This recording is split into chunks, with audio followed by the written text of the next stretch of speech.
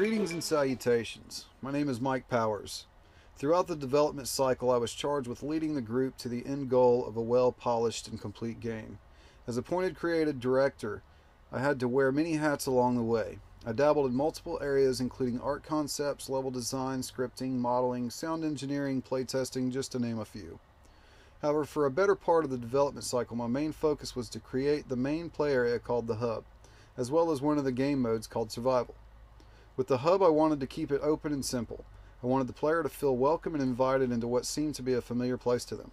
I think this was achieved with the open forest and bright wooden fences, log cabins, playful music, and the dancing signpost. Yet I also wanted there to be subtle clues right off the bat that something wasn't right and helped introduce the player to what was to be expected as they dove deeper into the game world. So by adding a few graffitied signs, I hoped the player would realize early who the villain in the game would be. This also gave birth to a cool feature that was thrown into the game about midway through the dev cycle to further increase this, but it also gave the player a few added features. This was the mini game called Badger Dunk. Based off the dunking booths at fairs, it fit right into our game's campground theme. It also allowed the player to get a first glimpse of their foe as well as a little payback on the Badger once they played a few game modes and became a bit frustrated at his taunts throughout their gameplay experience. Finally, it also offered the player a bit of early fun while they explored their new environment. Hello, my name is Philip Bailey, and I was the lead scripter for our team. My job throughout the project was to get our games working through the use of Kismet as much as possible, and use Unreal Script as a supplementary tool to create any custom nodes we needed when the default nodes didn't cut it. Once all the Kismet script was in and the games were working well, I switched tasks to handle adding a lot of the player feedback and in-game HUDs you see while playing. Cannon mode is our boss battle of sorts. In this mode, you compete directly against the Badger as he fires cannonballs towards your food supply. As the player, you need to block the balls and eventually convert them into a fireball to shoot back at the Badger. As the game progresses, you have access to his base in the back. Hitting these bases gives you a score multiplier, but has the adverse effect of making the game harder. Ultimately, the player is striving for a high score, so the faster and more accurate they are, the better they will do overall. Onslaught mode was our multiplayer game, requiring 2 players in order to play. In this mode, cannons will rise up from the center of the field and fire towards what we call our team captains, the squares running around in the back. As the player, you must protect your captains while trying to destroy your opponents. To make the game more intense, we added 3 abilities that either mess with your opponent or protect your captains. The stun mine will place a mine at the opponent's feet that when set off will stun them briefly. Blackout totally blocks the opponent's vision, making it hard to defend against an attack. Lastly, the shield ability causes a shield to pop up around your captains to defend them. The interesting thing about these abilities is that with each purchase, the price goes up for both players. Strategic use of the abilities is needed to gain the upper hand. Hi, I'm Sean Martin, and I did the Unreal scripting for Badger Ball, and I also helped develop the World Hub and the scoring mode game type.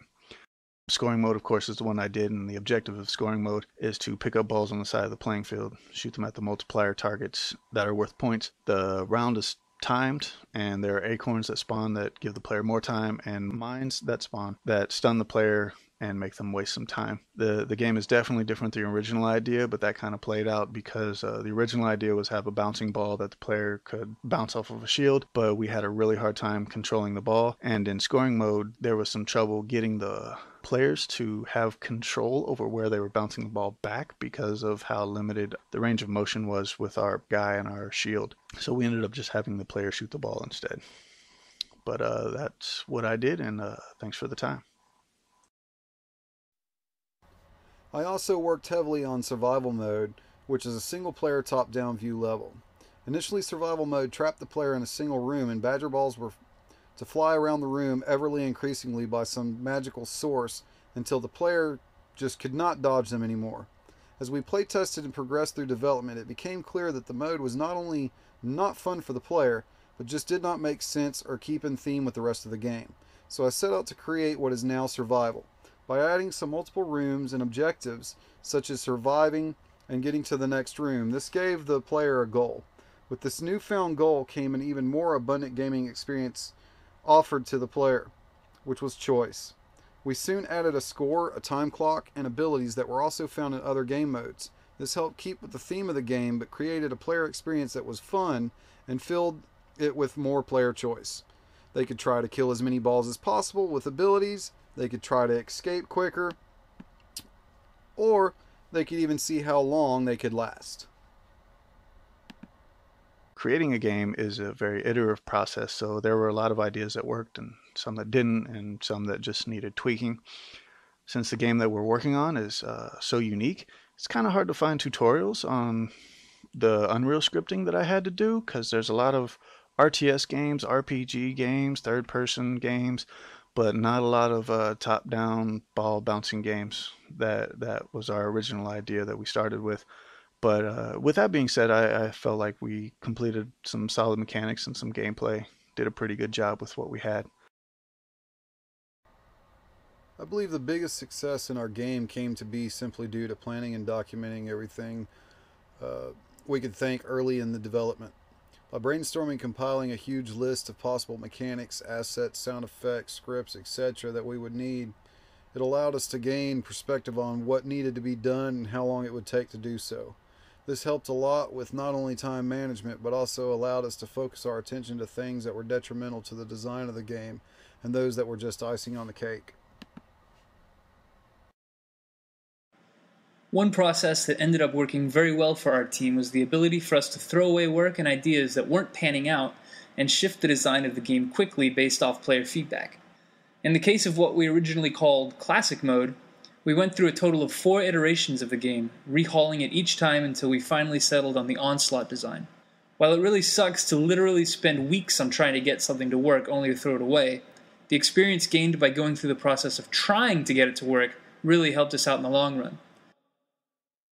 Coming into Final Project was a very strong level designer and good at creating particle effects and lighting, but I was weak when it came to scripting. Because of the skill I had in level design, this is why I was always tasked with it in my previous team projects, which is why I am weaker in scripting now. When I was asked to try Flash, I knew this would be a good opportunity for me to get a foundation for scripting. I quickly dove into Flash, learning what I could with ActionScript 2, and quickly had to dive into ActionScript 3. After lots of trial and error and countless hours of research and no sleep, I was able to create a 3D menu that animated and worked correctly. But again, the menu did not make the build because it would not work with the Xbox controller.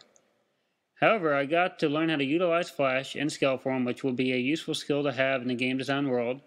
I am leaving Final Project with a wealth of knowledge and the skills that I know will help me get my foot into the industry door.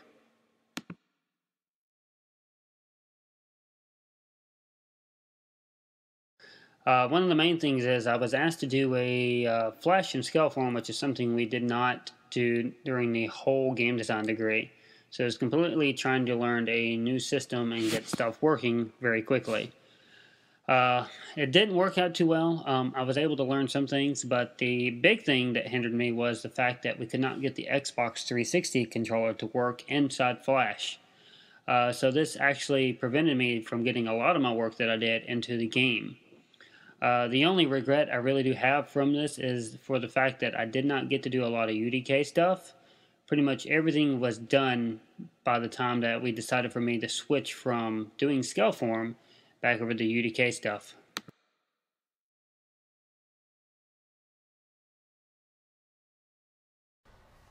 Some of the ideas we used throughout development was not always fruitful. For instance, at first we wanted to open the game with this elaborate cutscene that would show the player arriving at camp on a bus.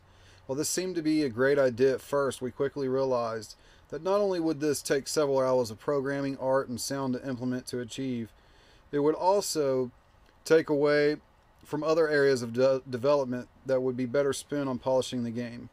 Furthermore, by creating this initial cutscene, we also felt that the rest of the game would lack in luster due to the player expecting more of the same high art cinematics throughout gameplay, which was just not the case, thus creating a false expectation in the player and just disappointing them in the end. There was an idea that kind of sticks out in my mind that didn't work so well, but I felt like was a great teacher, and I learned a good design principle off of it. And in scoring mode, I wanted to make the game a little bit harder for the player. So When they hit a multiplier, I spawned a mine under them to force them to move, so they just couldn't stand there and hit a scoring target and be quick about it. They had to move away from it. But the feedback I got was that I was punishing the player for something that they should be doing anyways. So I was trying to find a way to get a challenge for the player, but not punish them for doing it. So what I realized is maybe if I set the challenge in front of the player instead of reacting to what they're doing, then that would still give the challenge to the player, but not have them feel like they're being punished for it. So the idea is to spawn a mine in front of the multiplier before the player got there. So that would set the challenge in front of the player and have them see it and have them react to the challenge instead of the game reacting to what they did. This mechanic didn't actually make it into the game because of the time constraints, and by the time I thought of it, our mechanics were actually pretty locked down, and I didn't want to introduce a whole lot more bugs.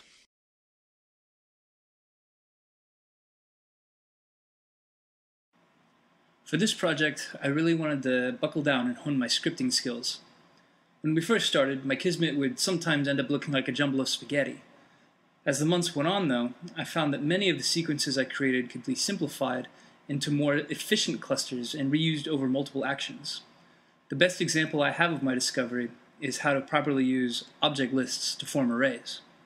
Instead of copying and pasting sequences over and over and then having to go to each one of those copies when a change was required, I was able to create single sequences that only required me to change a single variable to make wide-spreading changes.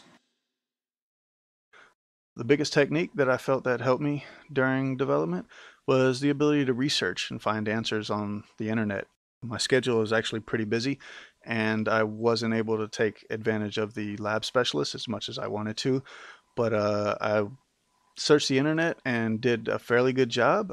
I used multiple terms when I was searching for what I needed, which kind of helped point me in different directions, and I found bits and pieces that I was able to piece together in order to get as much done as I did with Unreal scripting. One of the biggest skills I found most useful was modeling. Forcing myself to learn and utilize 3ds Max allowed us to develop many assets that were crucial to the development of our game.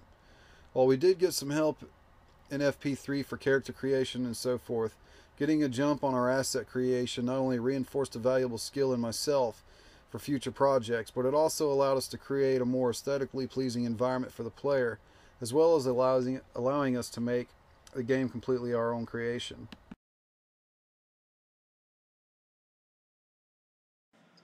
When we first started Badger Ball, our initial plan was to make a game for 8 to 13-year-old males and females.